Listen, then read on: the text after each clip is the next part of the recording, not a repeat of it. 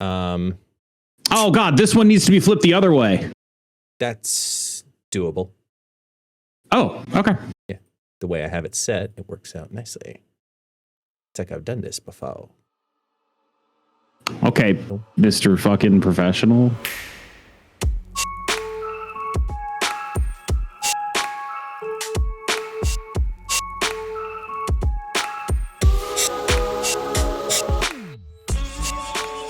You know what's really unique is the fact that you have 2 podcasts right now. 3. And now 3 officially. And technically 4. Technically 4. 8 cubes. Does No More Mutants count as a podcast? I consider that more a show. Okay. Like I'd say it's more of a show, the 30-ish, 45-ish minute conversation style. Like I didn't consider that as a podcast, but like you always go for the intro on 8 cubes. You always go for the intro on.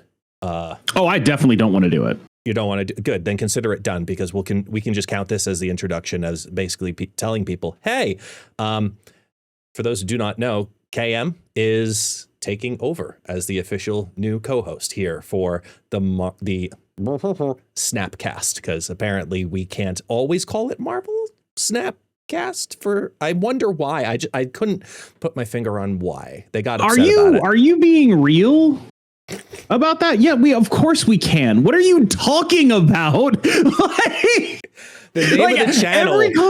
No, because the name of the channel technically on YouTube says Marvel Snapcast. The logo even says Marvel Snapcast, but many other things that we utilize just say Snapcast. So if we consider ourselves a Marvel entity, Marvel can say, hey, you got to take our name off of that, and we just become the Snapcast. So it's this weird in between with the legality side of we're paying homage to Marvel because we love Marvel Snap and we're casting about it, but in a way, we haven't gotten yelled at yet in 2.5, 3 years really, of having this title. Just like super compelling introduction to the show. I think it's a really good cold open, right? Like everyone's going to be really interested in the minutia of podcast name choices, and I can't really see this driving off any viewers. I can't really see this driving off any viewers. I think this is all plus EV. This is great content. I think so as well. Yeah. People want to know behind the scenes, so that's fine. But yeah, okay, yeah, that's definitely what this is. All right, I am here to add spice to your life. No, that's even worse than the other intro. I think he's going to keep this in here. Yeah, I think he's going to keep this in here. But I'm very bland. I'm not really going to add a lot of spice. But people have talked about how they enjoyed our casting pairing. So when Guest offered me the spot, I was like, yeah, okay. I think this seems like a reasonable thing. As the person that I am, content creator who happens to have the skin color that I do, when someone suggests I do another podcast, I have like a sort of instinctive call to say yes. So that is where I'm at. We are now, this is officially the 3rd podcast that I am on regularly, and pretty much anyone who asks me to guest on theirs, I will also do. That's just the kind of person that I am. What I have discovered through being a content creator is that the one thing I love more than winning games is talking, and that's my real love.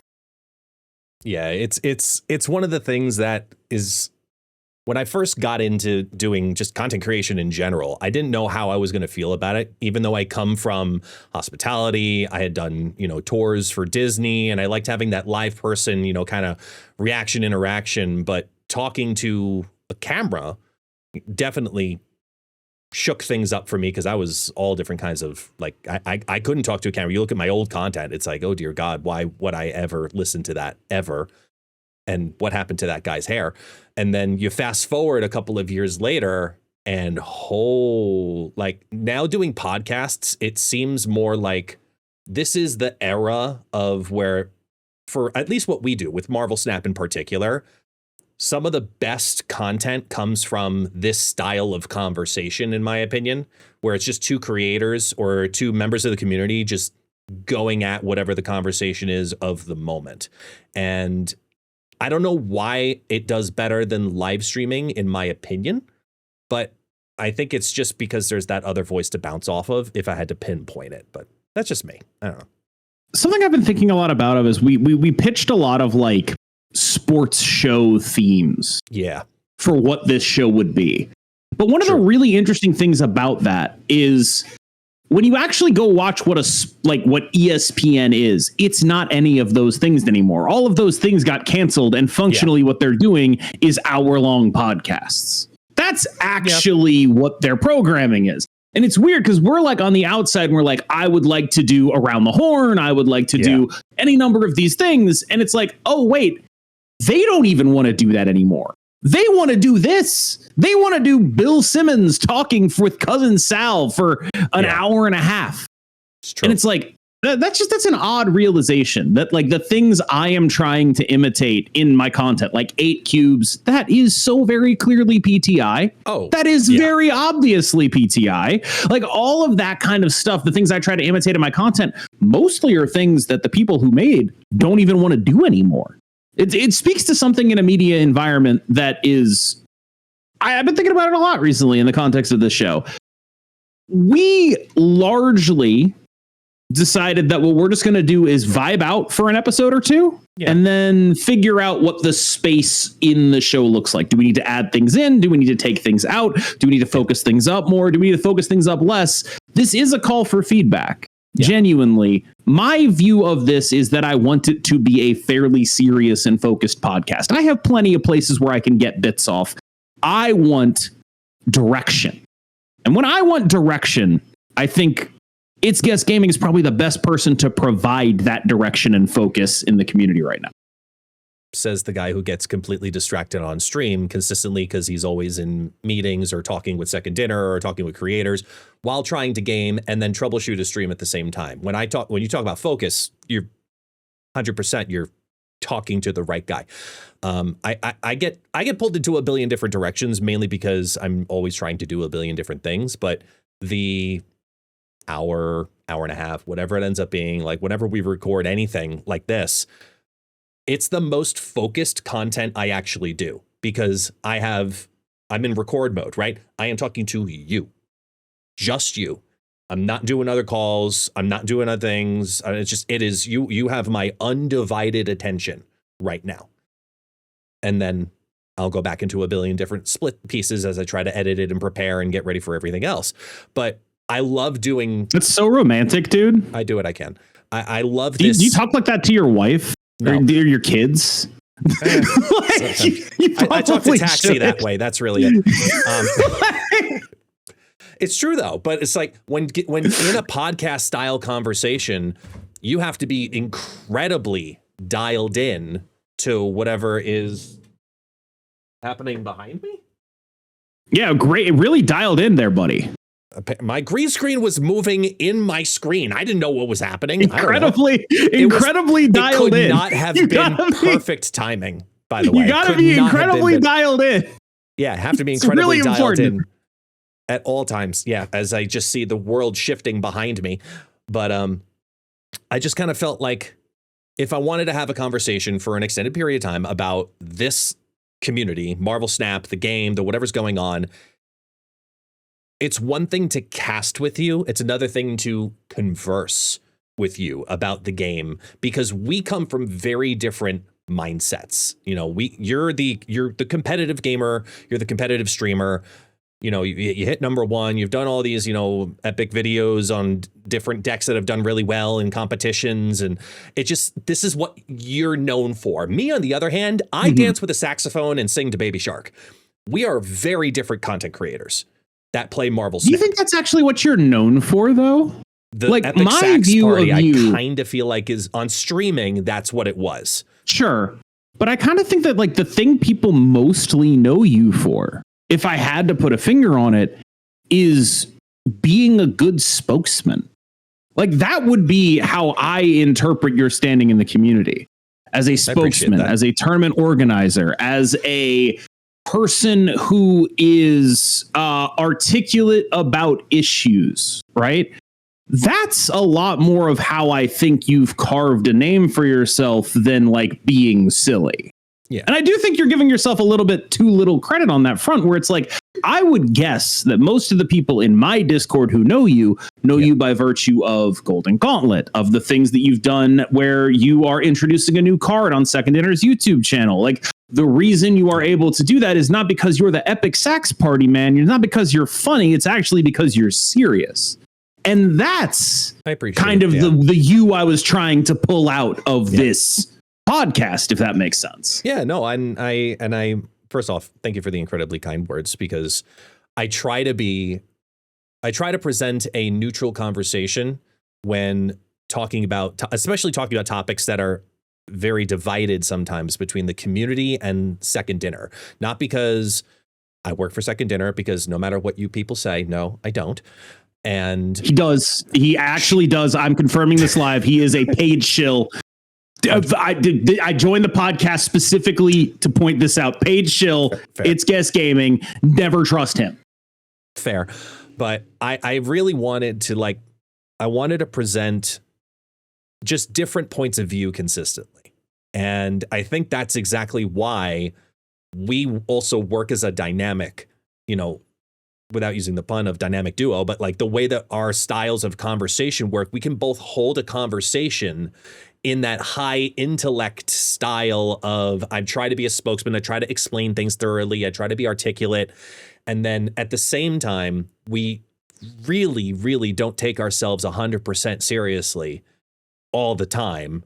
Like, I've seen that be the downfall of creators in the past too, where you have to have a sense of humor. You have to let yourself go. And even as a creator who tries to be a spokesman, like you say, I definitely miss at times. I do the best I can, but I definitely miss at times. And as someone who is normally consistently so connected to everything happening in Marvel Snap, the past week for me has been absolute, what the hell is this meta? Just because I was gone for a month. I went on vacation. So I didn't touch Snap. I opened Snap to claim like rewards every now and then, when I would remember. And then the one time to go get Dragon Lord after playing like 3 games and using the 800 gold to get the pass, because I didn't want to miss on Dragon Lord.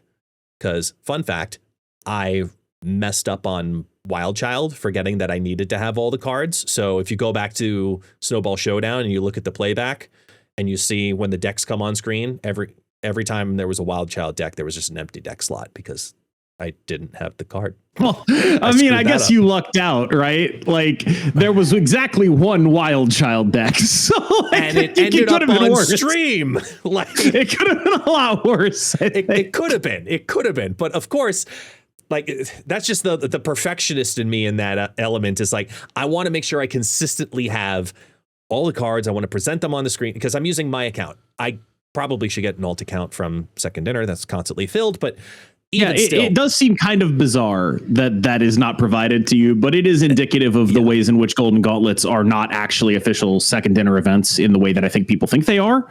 They are you guys as a company going to Second Dinner with a package and saying, will you give us the money? We will do all the work. And so anything from their end is like nice and helpful, but not like a big, not like part of the pitch per se, is my understanding.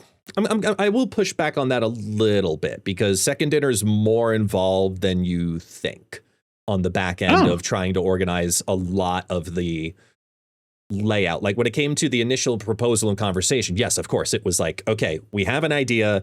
Here's the rule book that we've created, go. And then we went back and forth with the teams over there for weeks between perfecting exactly how we wanted to orchestrate it with the tools and the systems and make sure that those were okay for us to use. And then what we'll call legalese also being added in at all different points in time in the rule book. So we started, I think it was a 5-page, it was either a 5 or 6 page rule book when we first proposed it. It ended at 16 pages. So that was just conversation first off with Second Dinner. Then when it comes to Marvel, on top of that and the approvals and going back and forth with all of the artwork that we showcase on stream, the layout of Top Deck, that we use, and when we showcase it on stream, we had to send that over to make sure like this is neutral enough that you're not upset with it, doesn't show certain logos. Like it's a constant conversation with them. And then as we look at the results of Snowball Showdown, and then we had the tournament pack in the shop, there's still conversation happening about that, and if we get future events, how that's going to work out as well. And like it's a nonstop conversation. Brady is sick of me. Let's put it that way. Well, Brady is sick of me. I've seen how you talk to that guy. I get it. Yeah, I totally get it. Yeah. I'll say this though. I want to actually touch on the tournament pack a little, because Yeah. I think we both realize that the tournament pack is the kind of thing where it's like, this is a pretty medium implementation of the process to me. Like as a product, it's closer than they've ever gotten to where they need to get. But also as a product, the point of it should be to onboard players who are low collection level into end game decks as fast as it can. Yep. And it absolutely doesn't do that. And I would really like, it's one of those things where it's like, I know that if more people buy this, we're more likely to get the good version of it next time. You know what I mean? Yeah. I know that. Like if it is actually able to drive player engagement, because spoiler alert, behind the scenes, all this tournament stuff, the justification for Second Dinner is that it makes them money in some way. That's why they're able to spend money on it, right? And so on some level, I know that if I were to engage with that tournament pack, I would be helping there be another one in the future.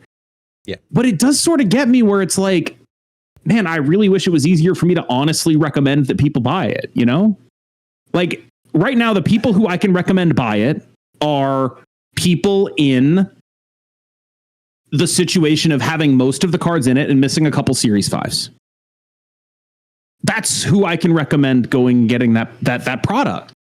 And it just makes me wonder if there's a better way to do that product in the future, because it's a really great idea. And it just runs into the Marvel Snap economy. And it's like, this is a great idea.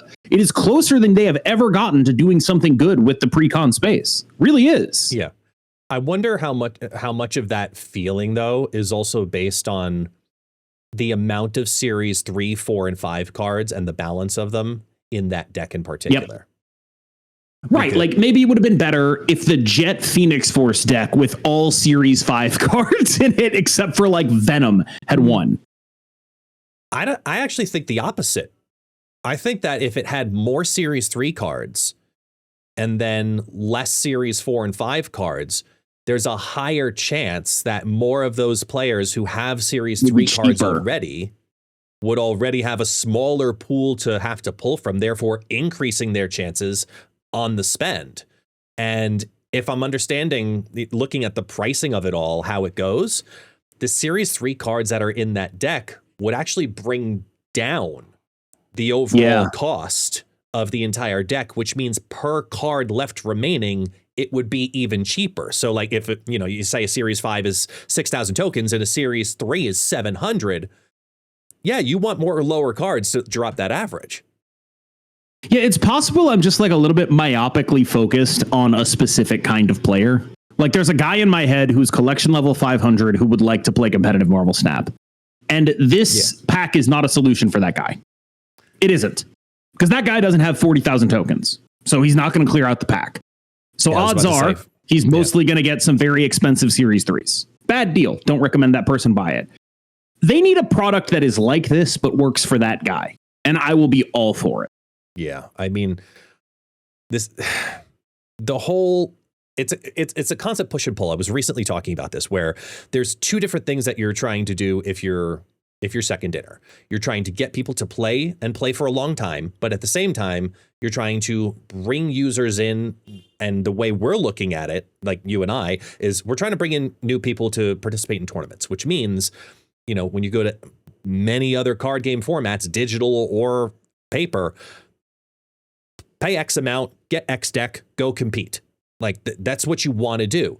And this game, which is built on the grind of getting through Series 3 for 3+ months, that's very counterintuitive to the ideology of, hey, spend money. But, I don't know. I just want there to be a a optional fast forward button, because the game's been out 3 years though, man. Like, yeah.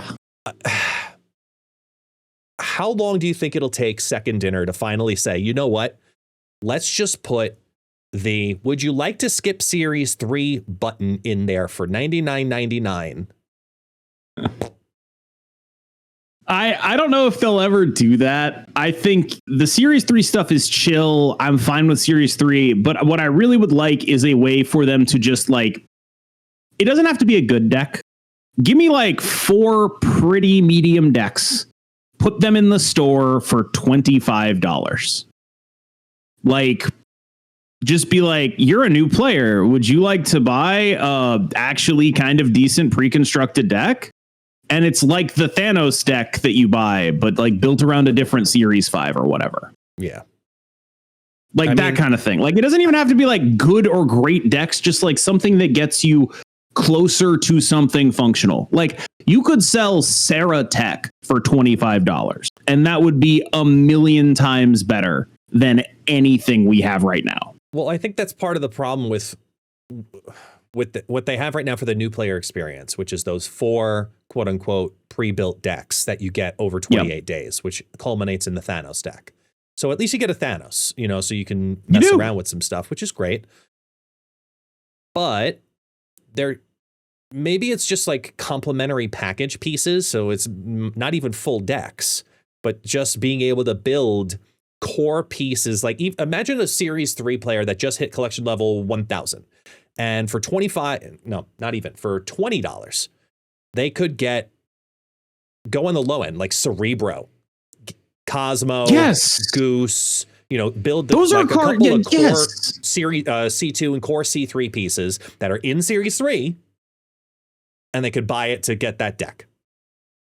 There are definitely builds of like C3 Sarah Tech that you can make with Series 3 only cards, and they won't be perfect, but if you sold them for $20, they would be a huge upgrade for any new player just trying to get anywhere. Yeah. It would be a massive upgrade to be able to go out and do this kind of thing. Maybe you get to pick one. Maybe you don't give everyone the option to buy all of them. Maybe it's like a path that you choose, right? The path of the combo player, and it's like a Wong Panther Zola deck, or the path of the control player, and it's a Sarah deck, or any of that stuff, right? You can brand it however you want. It's just like, I feel like that gets way closer to what I would want the tournament pack to be doing. Because the tournament pack is gated by the fact that it is selling cards that they have an actual price tag on. Like, there's Jocasta in there. There's Maverick in there. There's Sholau in there. They can't put that in the pack. They have to think about that kind of stuff. So just do them with Series 3 and below, and you probably don't have to think about any of the implications of that. You can probably just do it. They've done the if and or style purchases before, if I recall correctly, where it's like you could either purchase pack A or pack B, and that's it, right? I think they have. I'm just saying, like, there's a lot of room between what this was and what I would really like it to be, which is an early on ramp into real decks in the game, because it's tough to go through Series 3. It is. And I think a part of this, though, at the same time, like, even though this tournament pack was not really clearly geared towards either the new player experience or the early player experience, I wonder how much that pack in particular depleted those who were sitting on collector's tokens for a long time for targeting purposes, or waiting for things to drop down into the collectors instead of the seasonal. And like, I wonder how much of that got bled via that. And simultaneously, that's actually, that's who it's a good product for. Yeah. Is person with a bunch of tokens who wants some targeted Series 5s. So that's who it's actually good for. Yeah. Yeah. Like, that's who it's actually good for. It's good for, like, right? You took a month off. Yeah. It's good for that. You took a month off. You still got some tokens. Here's a good deck. That's who it's good for. But I feel like that's just such a small segment of the population. Right. And that's exactly why I wouldn't be surprised if, because of this, in the next tournaments in the future in some way, shape, or form, if Second Dinner finally says, hey, listen, we're good to go on future tournaments for 2026 and whatever. Like, I wonder if people start bringing like Series 3 only decks, but then like one new card. What, to metagame it? Just be like, if I'm gonna win, I'm gonna do the good for the community, you know? You know who would have had a great pack? Derek's deck from GG1 would have been an amazing pack. That's like Iron Man Hitmonkey Bounce. Oh, yeah. No, that was Iron Man Hitmonkey Bounce. You could go put that in a pack right now. You could probably sell that deck for $20. Yeah. I think that you would probably not lose money selling that deck for $20. Like, genuinely. I really believe that. That's very plausible. Very plausible. The problem is they already own most of these cards. So like, how do you sell a deck they own the cards to? And that's how you get the pack selection thing. That simultaneously also then makes me think about the Shadow King. And I think this specifically the Shadow King is a really interesting piece for the entire demographic that is sitting on thousands of collector's tokens for no reason. I wonder how many people actually got the Shadow King variant just because it's a variant, not because they needed it to unlock Shadow King. But 700 like because it's a variant you could spend tokens on. Yeah. Interesting. That's a good point. Yeah. That in and of itself would be interesting data to get to kind of just read into and say, okay, this many people spent tokens on variants. What? Or, oh, okay, that is what it is. Like, it's got to be one of the two extremes. And that could be a huge win for depleting, because, I mean, are you still sitting on tokens that you converted from the original conversion? Over? Okay. Yeah. So, I mean, I probably not any of them are the same by now, but I have. I still have about the same number. Yeah, that's what I mean. Like, because we've seen screenshots of people who were sitting on, 200,000+ tokens, and they're only using, 5 at a time every week, basically. So I was curious if, like, for yourself, like, I know I didn't, but I know there are some people who are sitting on a load of tokens and they're not spending any resources in the game because they don't need to. They got it last year and they're still depleting through that, bleeding that out. If you're Second Dinner, that's a smart thing that you want to do, is you want to get people to use the currency that they're sitting on, no matter when it was accumulated. So the Shadow King one is a really interesting one to me, just like from a nerddom data standpoint that I would love to know about. Just curious. If they want to be evil, and it's probably too late for them to be evil in this way, but they could cap tokens. Oh, like the way they do credits. It's probably too late for them to be evil that way, but it would probably people would be so mad. No. Why would you even think of that idea? If they want to be evil, like I actually thought of it because I hit the credit cap all the time. I'm just like, why do I have to use these? I don't want to do that right now. I have to like go split some cards, figure that out. What a pain in the ass. And it's like, if you capped tokens at even like a big number, it'd probably hit a lot of those people. Mm-hmm. Like, but there's also just not enough to spend them on. Yeah, but that's exactly the problem too. If you did that, and then just like the credits, you can't accumulate more of these until you use them all. How the hell am I going to use 500,000 on borders? Can't do it. Come on. You border out your entire collection. Yeah, that is effectively what you're saying. That's why I said it was evil. I know. That's why I said it was evil. I know. It's like super evil. It's taking it's effectively taking your currency that you spend on cards and saying you have to spend this on cosmetics right now. Yeah. Like it's like that. It's super evil.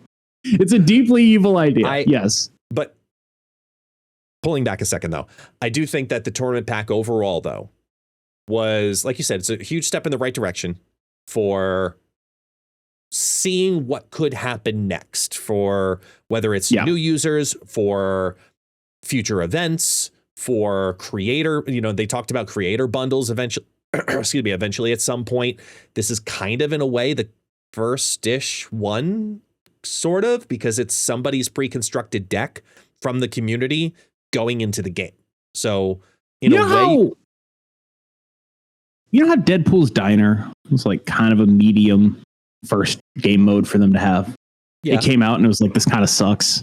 And since then, we've gotten like a bunch of better game modes and frankly, even a better Deadpool's Diner. Yep. It's like that. Yeah. Like, you aren't wrong for looking at original Deadpool's Diner and being like, that sucks. And I think it's reasonable for that to be your take on the current iteration of this pack. Yeah. You're like, there are things that are wrong here. It is better that it exists than that it doesn't exist. I'm willing to grant it that. Yeah. I think that is just basically a true thing. It is absolutely a step in the right direction, but it's, you know, it's a baby step. It's clumsy. It's a toddler. It's like some of this stuff takes work and there's technical things that we don't know about that are in the way of implementing it in certain ways, right? Like, I'm very willing to give them grace. What I'm really trying to express here is I wish I could recommend this product because I'm fairly certain that it will be helpful in getting another one to happen. You know what I mean? Yeah. I wish I could throw a wholehearted recommendation behind it, but instead I have to caveat it with like, are you in this position in your collection and all of that stuff? I wish I could just be like, yeah, it's a good deal. Yet hysterically, your audience in particular, the longer it actually is a good deal for them. Yes. Yeah. Audience. It is. You should be recommending it to your audience. My audience, which is filled with beginner guides and new player content, and like my audience is the one that should be hearing more than anything else. Hey, be wary. Look at your collection. Make your decision wisely. It is a great deal if you're done with like Series 3 and some of the Series 4s in there. Yeah. That's great. That's A+. Yeah. You pick up some great cards for cheap. You go ahead and you do that. If you are not done with Series 3, it is just like that's what gets me about it. It feels like ever since the move back to the token shop, Marvel Snap has been very nice to people who already have everything. Yeah. Or who are further along. And I understand that is because you go away from the previous economy, which is definitely a little bit more whale soaky, right? Because you still have to use 4 keys to guarantee you get the card later on there. Like it is definitely an economy that is skewed the other way. But I think they maybe have gone a little bit too far in benefiting enfranchised players who basically view this new economy as a 1,000 token discount on every card, right?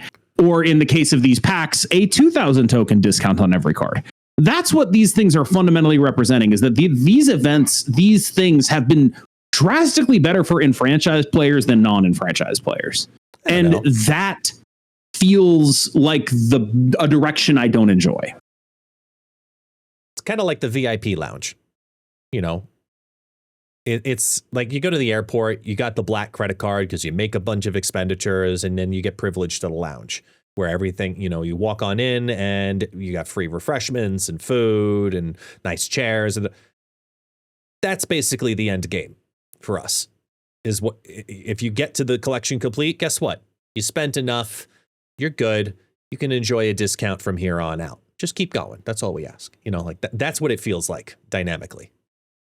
Yeah, I think that's definitely not a context I was considering it in. I was looking at more as like, you know, it's like capital gains tax being 15%.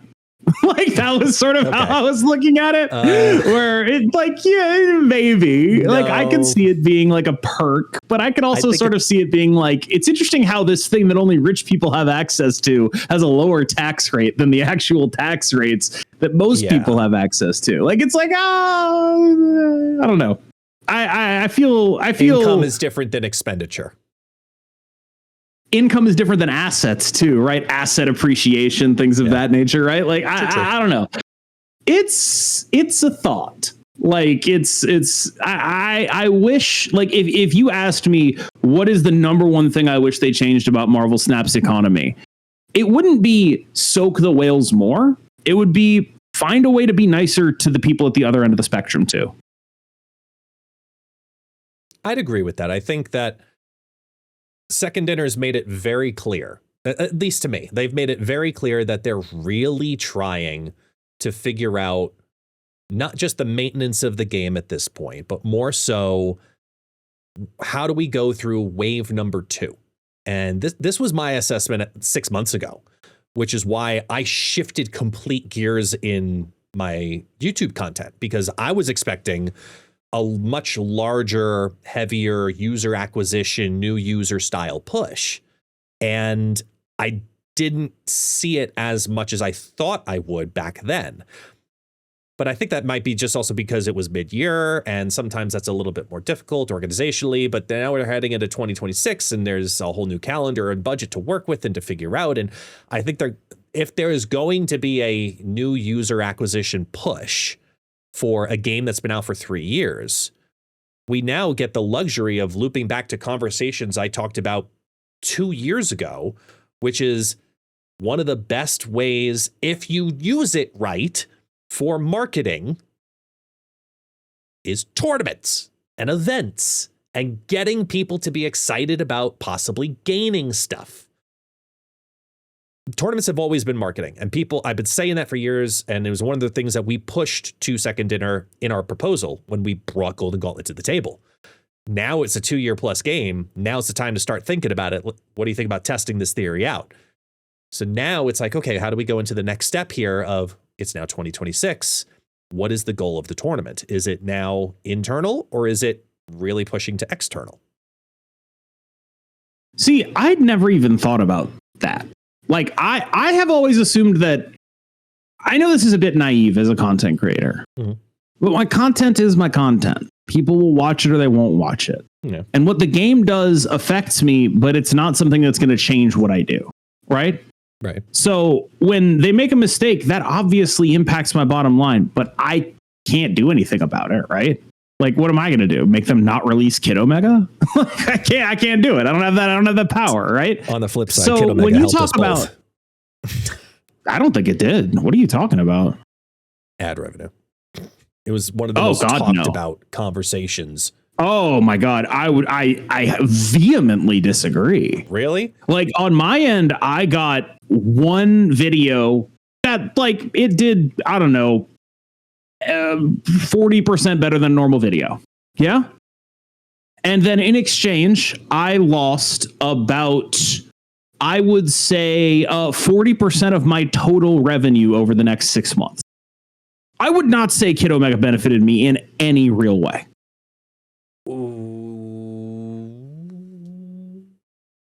Now, if you want to attribute that revenue drop to other things, I don't know what your revenue split is, because I don't know how much of it is affected by Twitch drops or not existing.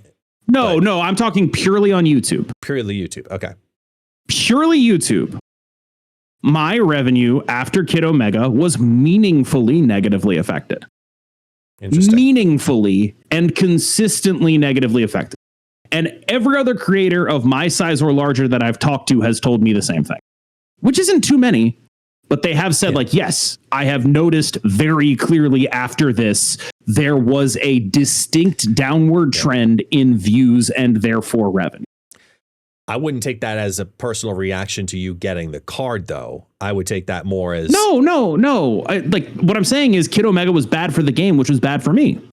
And even if I got one good video out of it, the fact that it was bad for the game was worse for me than that one good video. Yeah, no, I'm talking more in the sense of, like, that video is the video that is my number one most highest performing video on YouTube to date. And literally got me back into making YouTube videos was me talking on stream about I'm just saying, Omega. Don't put me in that bucket. If you want to say Kid Omega benefited you, that's fine. Well, that's I want to be saying. super clear. That did not help me at all. I have this weird pattern historically of making the best of a bad situation by accident. And Kid Omega was 100% one of them. And I know that. And I full well acknowledge that. But I know how bad it was for the game collectively, Steam reviews, people leaving the game, etc. I'm dissociating. I was dissociating that conversation. I was mainly talking about those videos performed well. That's what I meant. Not I did one video on Kid Omega. It did pretty well. It did about as well as, like, the time that I hit rank 1. It did worse than my video on the blip, for example. Like, it did worse than my original Rate the Cards video. Like, it was like a fine thing, but it wasn't anything special for me. In terms of ad rev, it was just like that's whatever. But in terms of who my audience is, Kid Omega was a bunch of people who were very highly invested in the game being like, I'm out. And that is my audience. Was huge. That was sad to see. I will agree with that 100%. And I think a lot of those, what's it been now?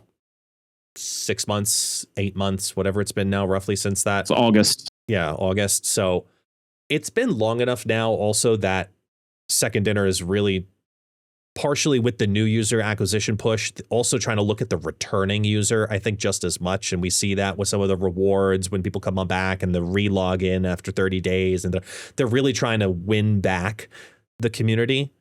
And I wonder how much of those experiences are intertwined when it comes to new user experience as well as returning user experience. I don't know. I think we've hit the point at which it's like, I don't have a concrete enough knowledge to tell you what should be happening there. Yeah. Like, there's a point at which I'm comfortable opining, but I think we've gone to the point where it's like, I am so out over my skis that I just don't want to continue this direction, because I'll just end up saying something that is just embarrassingly stupid, is sort of how I feel. No, that's fine. I realize that is sort of the premise of a podcast. No, I know, but I know what you mean, though.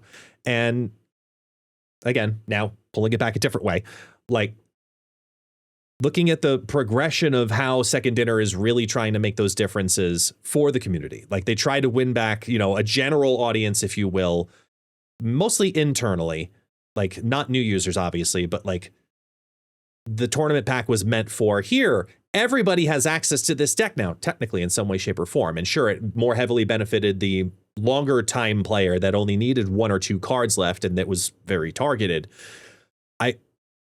So much has come out of that tournament that, as someone who watched my own little blip, because between December 14th and the event, I was very disconnected from the Marvel Snap community. Granted, not a lot happens during December for, most games in general, but just like even posts on Twitter, normally I'm in the know of. I'm listening to weekly podcasts, and like, I was so disconnected. And then watching Snowball Showdown, I'm glad I wasn't casting, because I would have been so fucked in all of the ways, just not knowing every interaction and understanding the show loud decks. Like, I was learning more than anything else, sitting on the production side going, these are the new cards?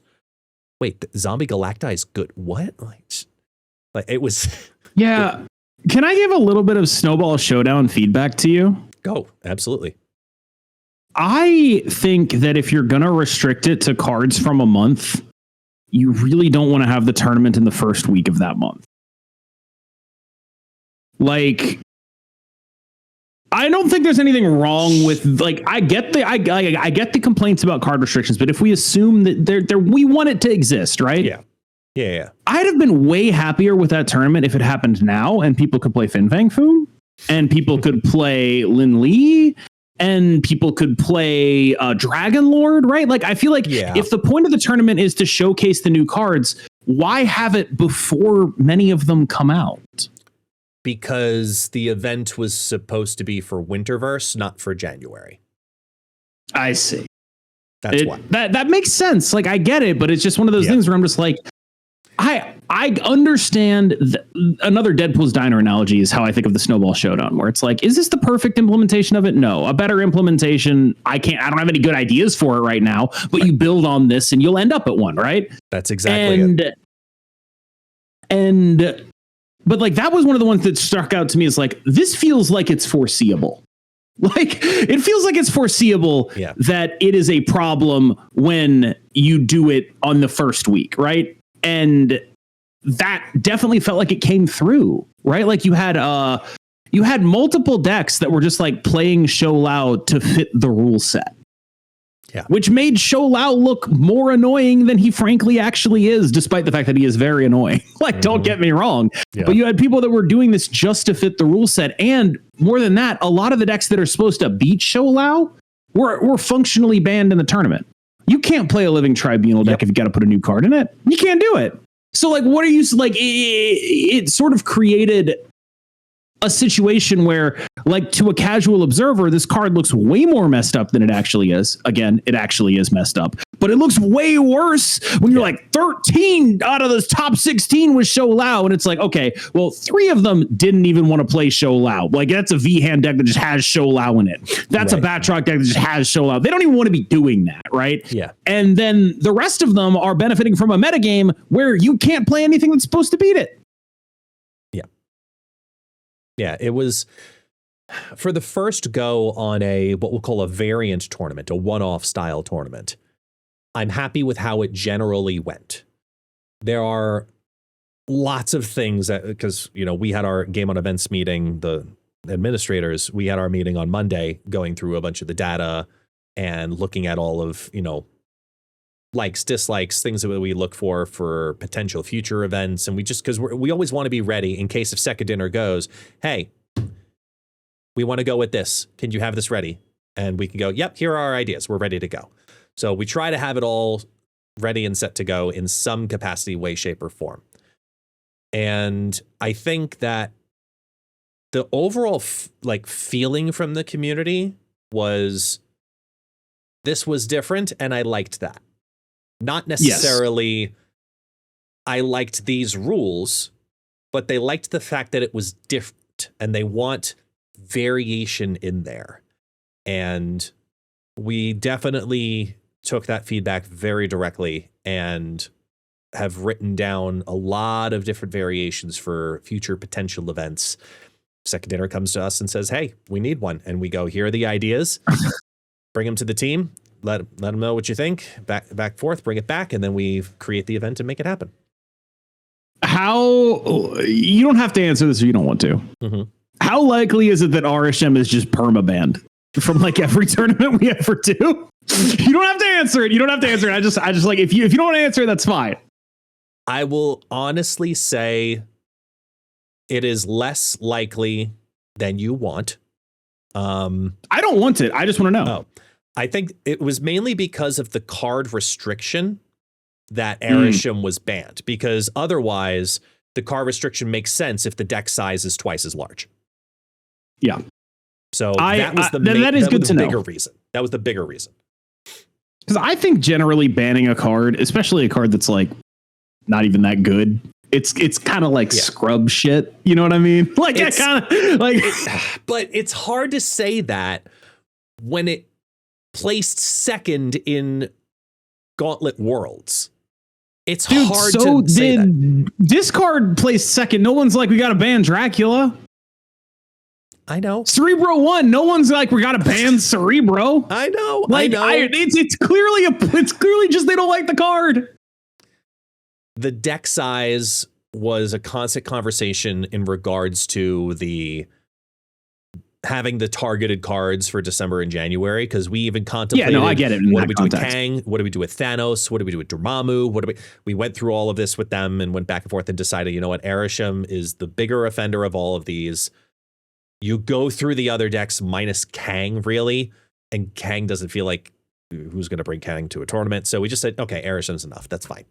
So, but okay, that's the main reason for the Arishem ban. But I want to completely shift gears for a second here, though, off of this, because I've kind of touched on it in little pieces here where, you know, I had my own blip and I'm coming back to a completely different metagame and a completely different, you know, Marvel Snap right now. And I'm still, you know, only 2 days into playing because I started on Tuesday. I played, you know, the last couple of days and I'm in the 70s, right? I'm in the 80s now and I'm doing my climb and working my way up.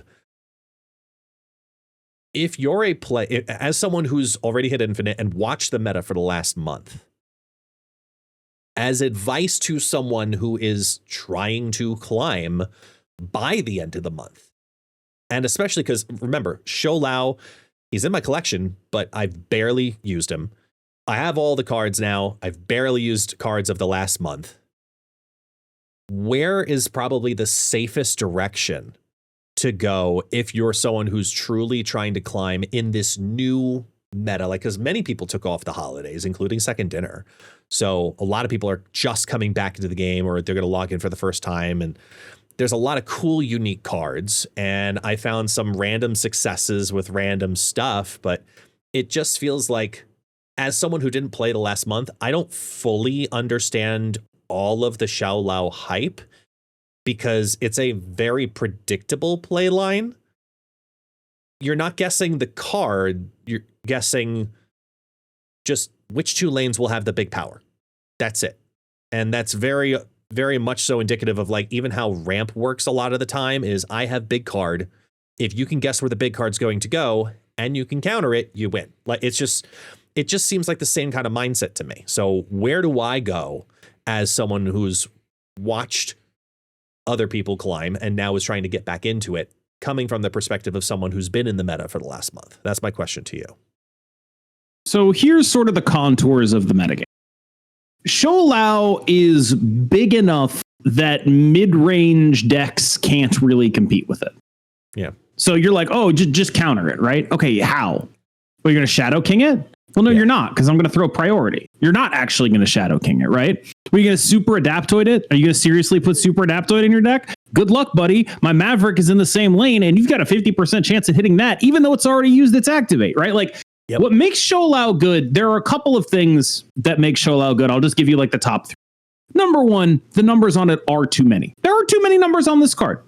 That's reasonable. You could just stop there and it'd be like, oh yeah, the numbers on this are too big. Number 2, there are ways to multiply its power. Maverick and Scarlet Spider mean that big numbers on this card become even bigger numbers on other cards. Maverick, I think, is a particular offender because he is just so ridiculously good in every facet of the game at this point. The other thing that this deck has going for it is that it is shockingly difficult to profitably interact with if you're doing some other kind of strategy, right? Like, you counter it, okay, but they're still doing a lot of points, right? Shou Lao is still a 5/8, the Spider's still a 4/5. You can very easily still lose this game, and it gets to free roll its own combo a lot of the time. Where, like, if you're a V-hand deck, a lot of your output is gated behind draw V-hand, draw Frigga, be able to play both, also generate some cards. This deck gets its output basically guaranteed by the card Merlin existing, and it also gets to play Deafening Chord alongside it. So the biggest thing this deck has going for it is that the output is very large, it's difficult to interact with, and you get to free roll the input. The input is extremely free. Because of cards like Merlin and Kitty, you don't actually have to do any work to hit the input. It doesn't have to happen. For the record, I don't particularly love the build you're putting on screen right now, but it is a perfectly functional example of where the space is at right now. It's just an example of the deck. Yeah. Like the twos are where I would start arguing, but like largely this kind of space is that it gets to have all of this stuff. And then, you know, instead of those 3 twos, maybe you have a Cosmo, maybe you have a Deafening Chord, maybe you have like just stuff that makes this whole thing easier. An Iceman, a Cable, just generally disruptive and interesting things. Yeah. Or Spider Ham, right? All of this kind of free rolls the output.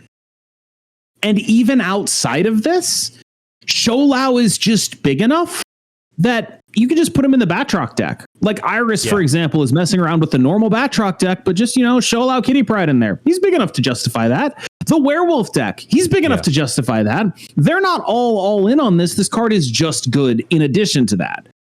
So what this does is basically take every previously good mid-range deck, except the Iris list, but also maybe the Iris list because he might just be better than doing what that deck is doing anyway.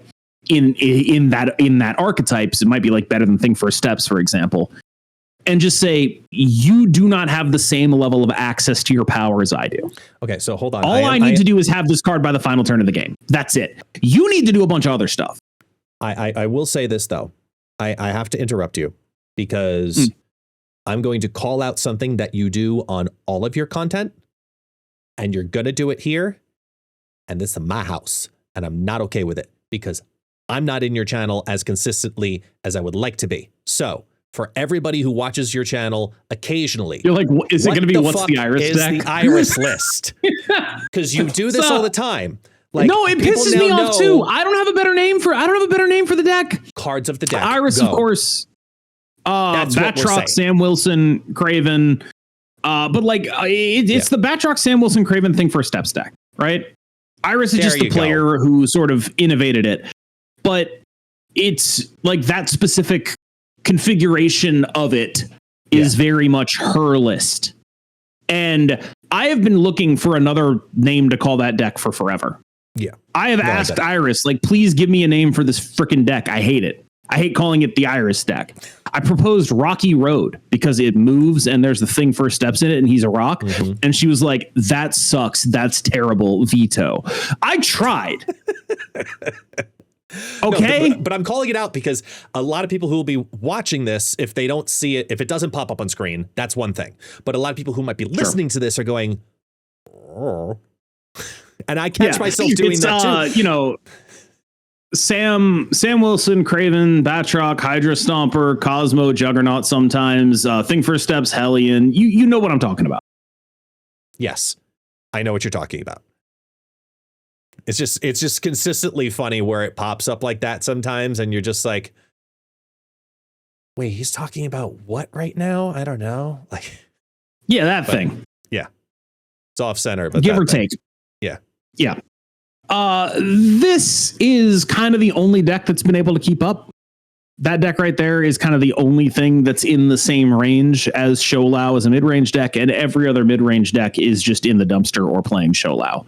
Yeah. Which has led me to a realization that I think Sholau is actually kind of a combo deck.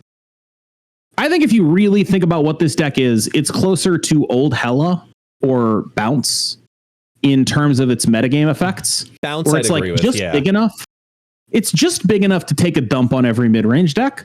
Yeah. And then if you want to beat it, you can just play a combo deck. But the problem is it does get to play like Cosmo and Spider-Ham. And this is the really big one. All the decks that should beat the hell out of a Sholau deck, like just absolutely put it in the dumpster, they're all Magic decks and they all lose to Merlin. That's the really big one. Is that like there should be a bunch of combo decks that crush this deck. But none of them are really allowed to exist because they're all Magic decks and the deck plays Merlin. All right, so then I'm going to give you your dream scenario here. You're working for second dinner and you're working on card balance. Right? I obviously am already doing this. You can tell because Fin Fang Foom exists. This is true. Seriously, that's my favorite card they've ever made. It's so good. I heard your Magic story about that, so yes. You know, you heard the Croson Cloud Scraper story. Yeah, no, like that. I still have that card. Like that. This is like, it's aimed squarely at me. It's good Croson Cloud Scraper. It's all I want. I throw this idea then to you. Which is more likely and which one is more effective? Change the dials on the numbers to make it, you know, lower the power or the power +2, for example. Or characters only, not cards. I love the USA nerf. You know, the characters welcome nerf. I'm a big fan. I'm a big fan of that. I think that is the one I would do, and I don't even think it's a question. Because I think that is such an elegant solution to decouple this card from the fact that Merlin, like, yes, the numbers on this card are really big. But numbers on a card are only big when you get them for free, if that makes any sense. Yeah, like it does. There is always a balance between how hard it is to get those numbers and how big the numbers are. Right? You look at a Zombie Galacti, that card is like 70 power, but it's really hard to make it 70 power. Yeah. Right? Like that's very difficult. That balance is what sort of makes this, like, I think people look at it too much in a vacuum. They're like, the problem with Sholau is that his numbers are too big. That's definitely part of it. But the big problem is that the problem with Sholau is that his numbers are too big and you can access those really big numbers extremely reliably. Yeah. A Deadpool can get bigger than a Sholau. It's just a lot harder to make it happen. So there is an angle here where what you hit is the reliable access and you just make them play worse cards. Like if all these Sholau decks have to play Kitty Pryde, That's a meaningful nerf over Merlin. Merlin is busted. They get to just play the best card in the game and it free rolls their entire combo. It's a ridiculous situation. Like there is, to the degree that Sholau is too strong, a lot of it is how easy the dude is to free roll. And a lot of it is that he is free rollable with the other best card in the game. I think the comparison I look at is Thena, right? You look at Thena pre-Invisible Woman First Steps and post, where the Thena deck was good, recognizable, but beatable. Then Invisible Woman First Steps came out, and everyone's perception of Thena changed entirely, so much so that the card even got nerfed. This is the same. It did. Havoc got nerfed, not Thena. What? Thena wasn't Thena a 2/2 and went to 2/1? No. That was a while ago. Thena has been a 2/1 forever, I feel like. It's been a long time. But Havoc is the one that ate the bullet for Invisible Woman. Yeah, and I still have feelings on that one, but I think that I look at the Thena comparison though. I'm trying to remember. I don't think it did, but I could be wrong. I thought it did, but I don't know. The chances are I'm wrong. As Brady knows, I'm just wrong all the time, so that's fine. I think I look at Thena and I see the pre and post, and I get similar feelings for Shou Lao. Shu, Xiao, Shou. Let's just cover all the bases. S Lao. It's Shou. Yeah. It's Shou. Like I don't know the exact accent on it, but I believe it's something along the lines of Shou Lao. It's annoying because in Marvel lore, it's said both ways. Sorry, written both ways as Shu Lao and Xiao Lao. If you go watch Marvel Iron thinks Fist it's series, Shu, and they are dead wrong. In Chinese, say it again though. So my chair is slowly sinking. I just noticed I'm getting shorter and shorter. There we go. In Chinese, it would be pronounced Shou Lao. Yeah, Shou. It's Shou. Like S8. The closest thing you can get to it is like go now. But Chinese has like tones on it, so there's like an accent. Like, and I can't replicate them exactly. I can't do it well either. Right. But yeah, it's. I can tell you it's not Shu, and Marvel thinks it's Shu, and it is not Shu. I swear. I think that's actually what's selling the season pass. It's just so that way people could argue about the name of it. But I digress. I look at that's definitely what's doing it. I think that if you look at the potential changes, and I look at how I look at Thena and the changes that needed to happen and the impact of what that card did pre and post Invisible Woman First Steps, I think the only way that they could effectively change and nerf the card would be to do the character versus cards. I truly think so. But this is Second Dinner. That's not what Second Dinner will do. No, they will take the soft nerf first, always. Look at Sam Wilson. Look at that's Mr. better, Fantastic, right? First Steps. Like that guy did not get the soft nerf first. What are you talking about? Didn't he have a that number guy dial? Got put in, well, eventually he got put in the fucking dumpster. They just put him in the trash can in a month. They were like, this card is sick. He's going in the trash can. See, now you got me like second guessing everything I knew about this game because I was gone for so long. He literally went from his original release to what he is now. No changes in between. They dumpstered him. I think Second Dinner takes the soft approach, is the punchline. I think they first do the dials, and then later on, like they bring him down to like 5/6 plus 2. And then when that doesn't do it, they make him a 5/7 characters only. Dude, you think 5/6 plus 2 wouldn't do it?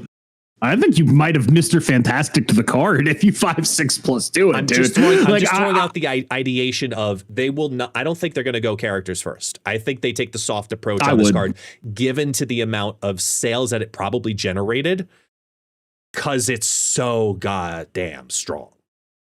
I mean, I think that the key thing you'd want to keep about the card is the like this is why I like the characters nerf, right? The key thing you want the card. Shush. Hold on. No, I was right. It was brought from 2/3 to 2/2 and then brought to 3/4.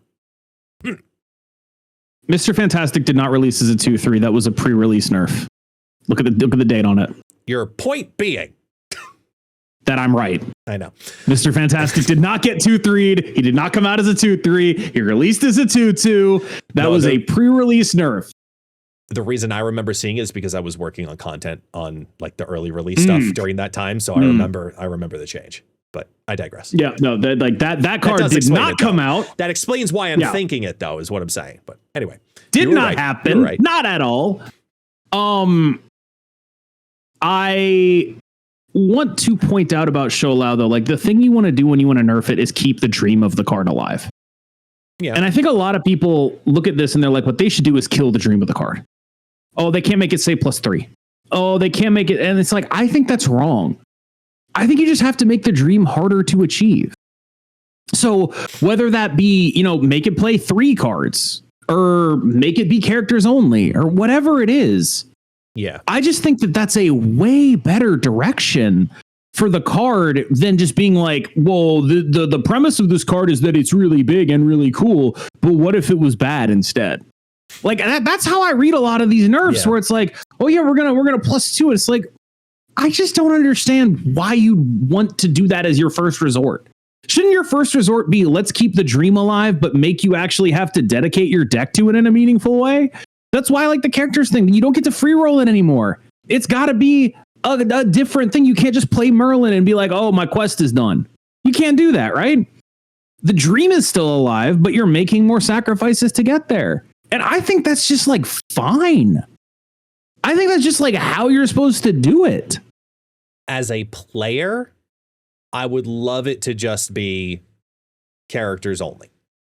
I don't want the number change. I like the +3 because as someone who does enjoy going back even to like a Thanos deck, reinvigorating that idea, I'd love to be able to say that Thanos becomes a meta deck again because of that kind of stuff. Like that would be really fun and a great meta shake up and shift. And I personally would enjoy that. That's irrelevant from community sentiment though. And it's hysterical how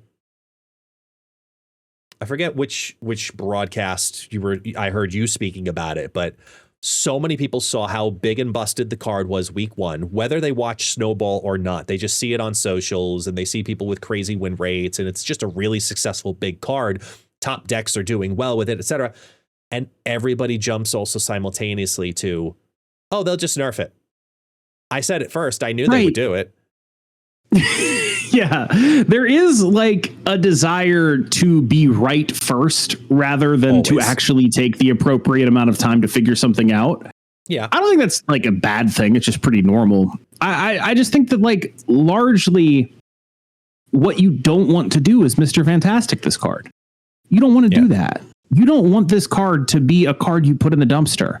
And so when you talk about them taking a light hand with it, I would very much like to see them do something to like, I don't know, the whole group of cards. There's like 4 or 5 nerfable cards in the Show Lao deck right now. To me, in order, it's Show Lao, it's Merlin, it's Deafening Chord, maybe Maverick is above Deafening Chord actually, and Agony.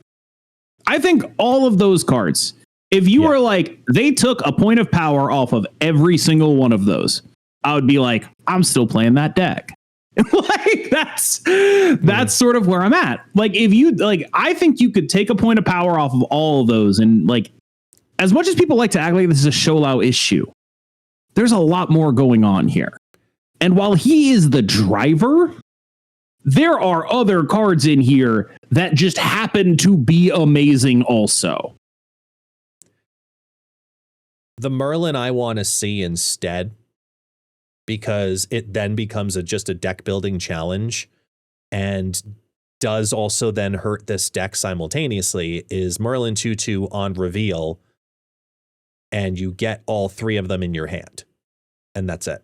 Yeah, see, I think that's hitting on something that part of what makes Merlin so strong is it's a lot harder to clog your hand with his shit than it is with every other created card. Mm-hmm. Like that's a big part of what makes him so good. Yeah. I don't think they'll ever do that because I think that that's actually just a quality of life improvement is that he doesn't do that, and that taking that away would be a pretty awkward and inelegant nerf because all you're doing is making the card suck in order to like make it weaker. And it's like, you could just make it weaker without making it suck, right? Like you could make it weaker without making the play pattern feel clunkier. You know, I saw someone proposing that what they should do with Shou Lao is make sure that they take out the thing where he only targets the last character so people can mess up more and like misorder more. And it's like, so like if you play a spell, it'll target the spell and you'll just like blow your own buff. And it's just like, that's the opposite of the kind of stuff they should be doing. And that's the vibes I get off of that Merlin change, where it's like what you've done is instead of like actually addressing the card, you've just made the card suck to play. And I don't like that. I don't like it. I get it, but I don't like it. The only thing it needs then is just you don't clog your hand as long as you play something on turn 1. But the more important thing of that suggestion is that you don't get a generated card, a 1-cost card, guaranteed on turn 6 specifically. I mean, I just think that it's that or 3/4. If you're going to keep Merlin, this is the other reason why I like the character's nerf is because it protects Merlin. I think Merlin's cool.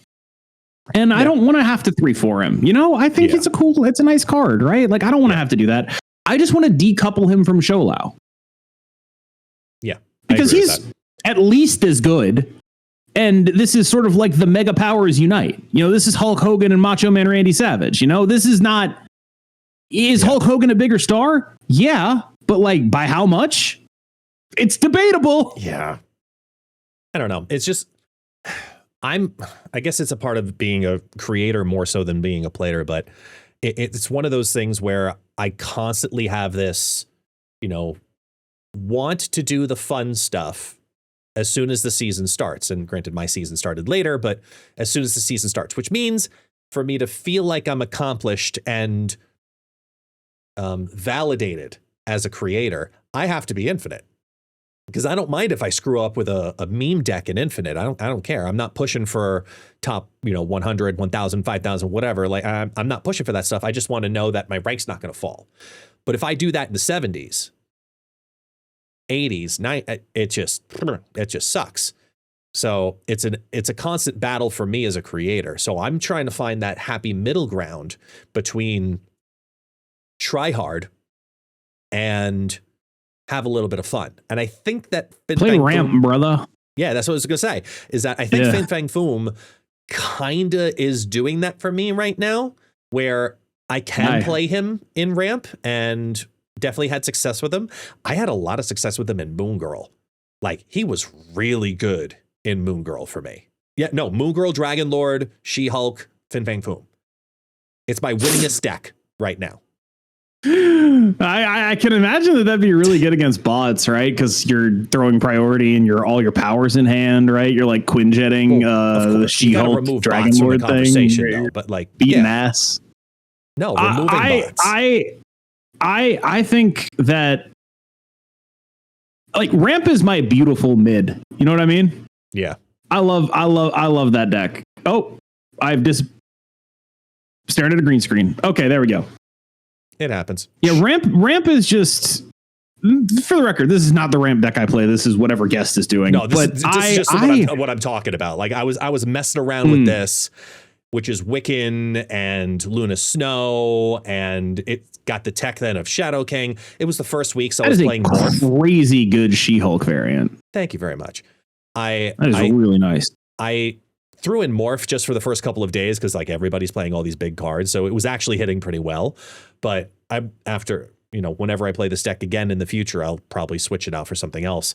But I was having surprisingly good luck with this, with the amount of energy that I could play out there. It was like the when you don't hit on a oh my god, fall in one deck and you get like 8 energy and not 20 energy, but you still, that's what this felt like consistently. And it was working. And it felt really nice to be able to put a bunch of stuff down there because I've got, like, there were turns I was doing double Dragon Lord on turn 6. That was fun. That was really Ramp fun. Is definitely my dumb guy comfort deck. Oh, yeah. Where it's like extremely tier 2. I don't know that I would consider it favored into like much of anything. Like, it's just, I'm playing a lot of like very mediocre matchups, but I like it. They're all winnable. Yeah. And Fin Fang is so great for it because it's just like, all right, well, I've on turns 2 through 5, I have played large men in one location. And then I am going to Fin Fang Foom you in another one.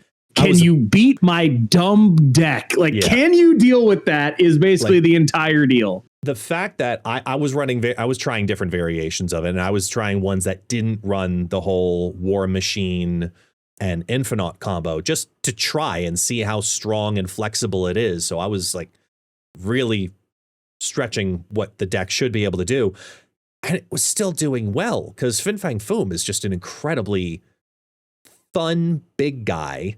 And as long as you're not playing Hela, I think that you're going to enjoy this card. I don't like when Hela's good, so I'm going to keep pushing away.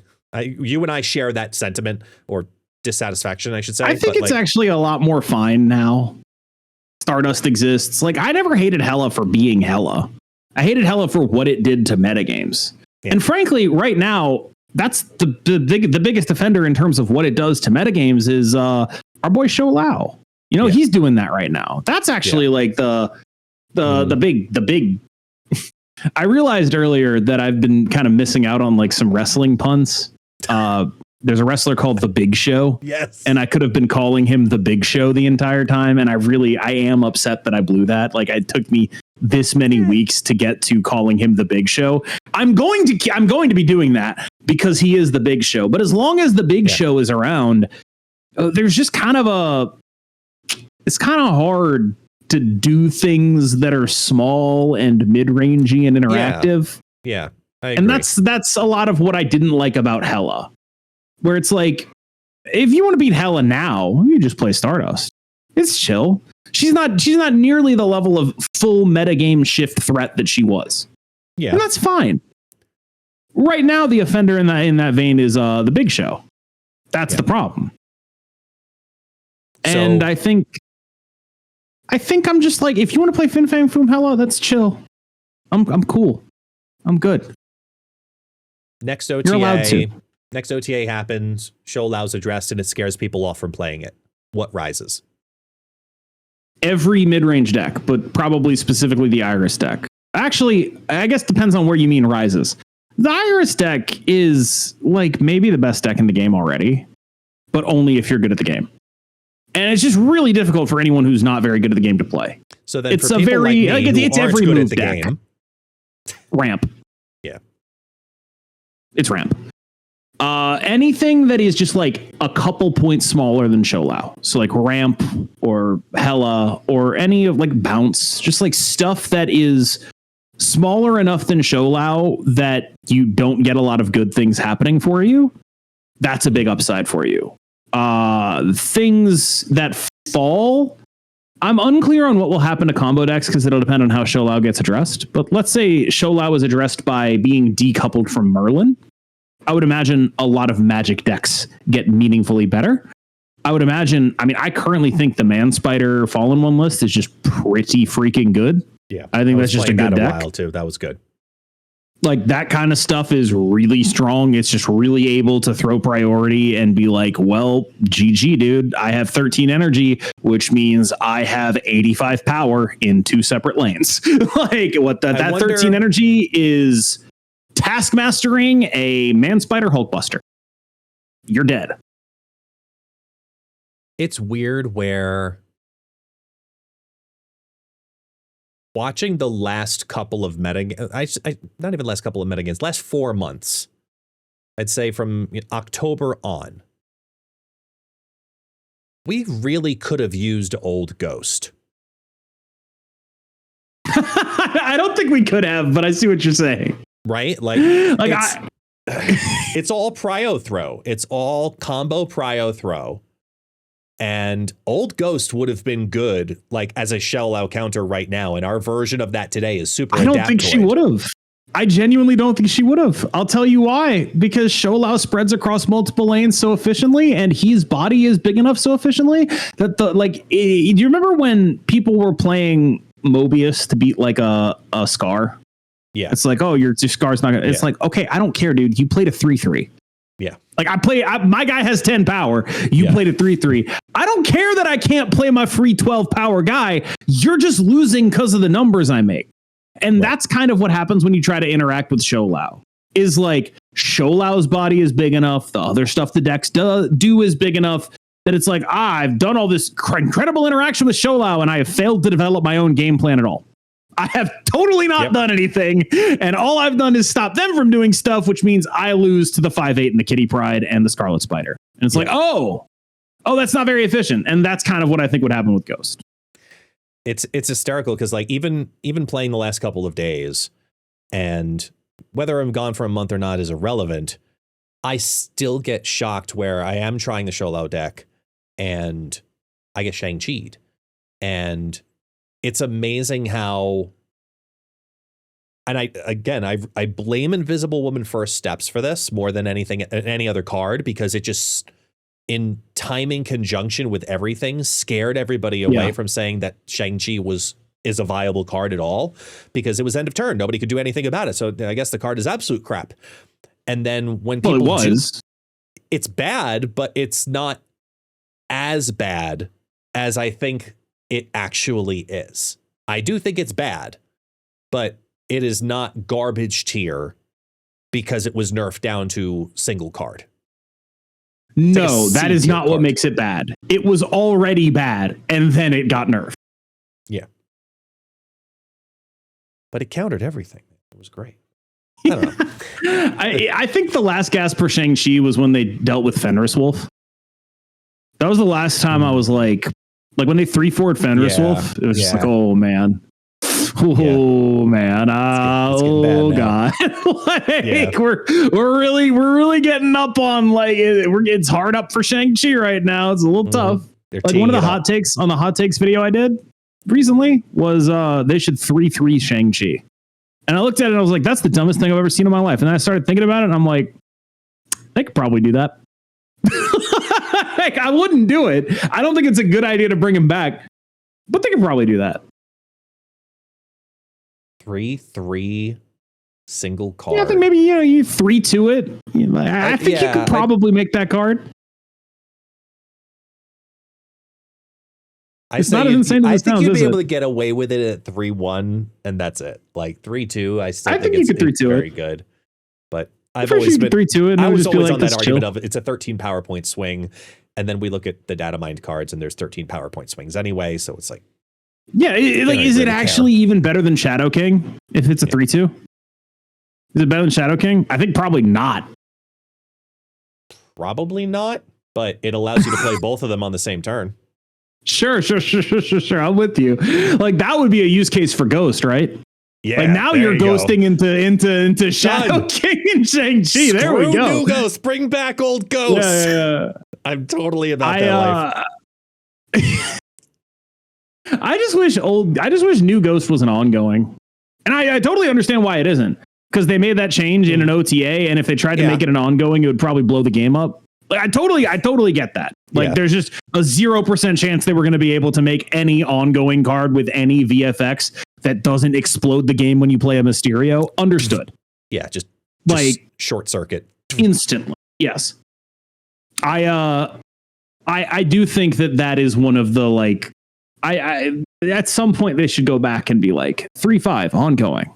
You know, just put it in there. Down for that. Make it worthwhile. Yeah, I mean, considering it's still weird for me to come back to the game and seeing 6-14 Hulks and 1-3 Misties and like all of these,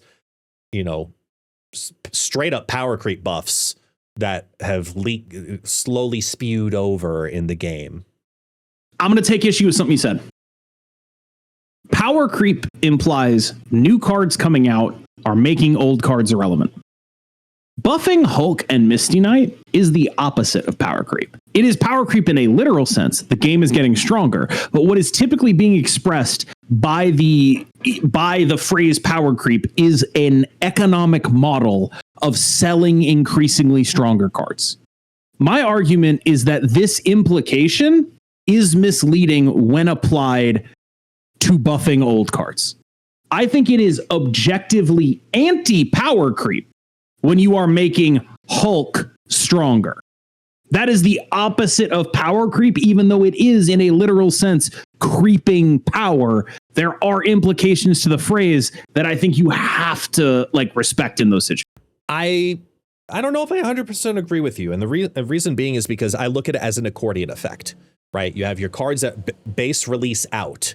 And then as new cards release, they're good cards. You're always comparing against your vanillas, right? So then the new ceiling is here. And now this isn't trying to push up everything else. This is just accordioning the bottom up, which opens the door. Not because Hulk is power creeping, but it opens the door for the next round of releases over the next year and a half plus whatever to be even further powerful. You just went on a rant to yourself about it with Fing Fang Foom versus Infinite. Like to me, it's a very similar idea. You're showing those higher cards to now look, it's too big of a gap.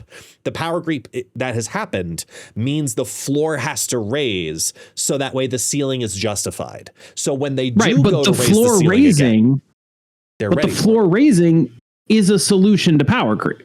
Like, in as much as anything is, right? Like, again, there are really only two options for a card game in the long run: make stronger cards or do some kind of like standard rotation kind of thing. Right. That's just how it works. There are really only a couple of options here, right? You're going to make stronger cards because you need to sell cards because that is what your business model is. Right. Or you're going to make the game artificially weaker so that you can sell cards that are a little bit weaker without doing as much power creep, right? Like that's what rotation is. Those are really the only options here. I think Marvel Snap saying we're going to make the game stronger, but we're also going to make your cards that you already own commensurately stronger. That's an anti-power creep action. They don't have to do that, is my point.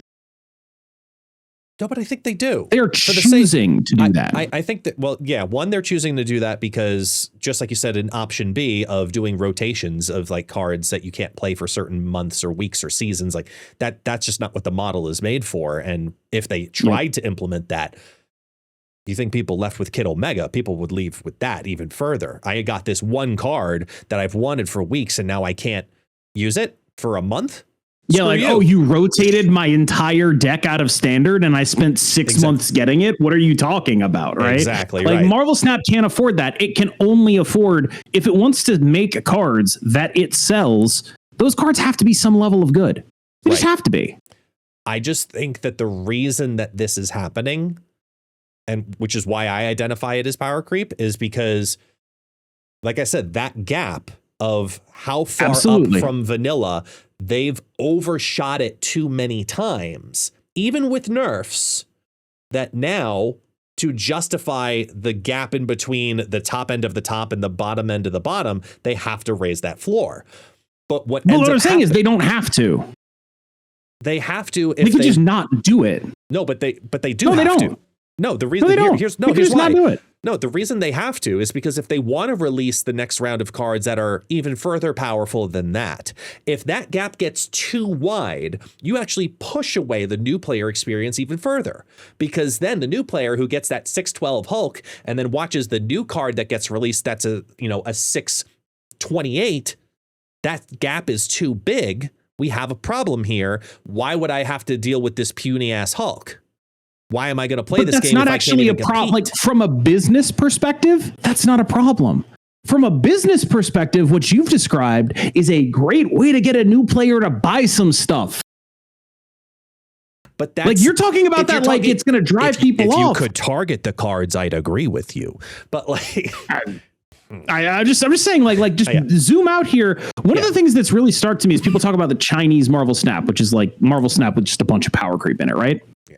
And I think that's awesome because what it does, like, there are obvious downsides here, right? Mm-hmm.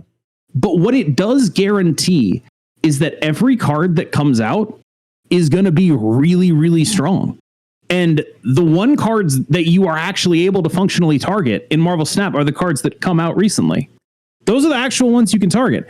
And so what it does in a very perverse, and I would argue probably like, player negative way, it does mean that an early game player can get into the late game faster because they're about to get something insanely busted for a couple of months.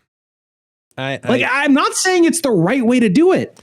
Yeah. But it is actually addressing a problem that Marvel Snap has. I don't think it's good, but it is notable that it does get new players into the end game a lot faster. And I think that that's where the Chinese business model and the second dinner business model are very, very different. Where the second dinner business model is, I want you to play for a long time, and I will get that over time from you because you're constantly playing. And $10 here, $20 here, $10 here, whatever it may be, like that's keeping you interested in the game versus the latter of you can go ahead and get the new thing and use your resources because you can, and then it actually matters for you to be able to catch up, accelerate, play faster because you have the ability to say, I don't care about the rest of this. This is what I want. I can target a little better here and I can move forward with the experience I'm hoping to have. And that exact contrast is exactly the contrast of what we were talking about right in the very beginning of tournaments and getting players into tournaments in the second dinner version of the game as well. Because if the Chinese market for Marvel Snap existed in this game by second dinner, tournaments wouldn't have a problem. I think you'd probably see even more tournaments using the rule set, right?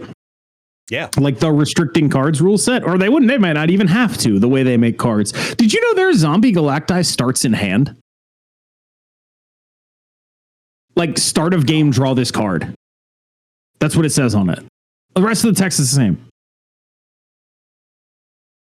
It's the coolest thing on earth. It's so it's so obviously completely insane. Yeah. It's so completely insane.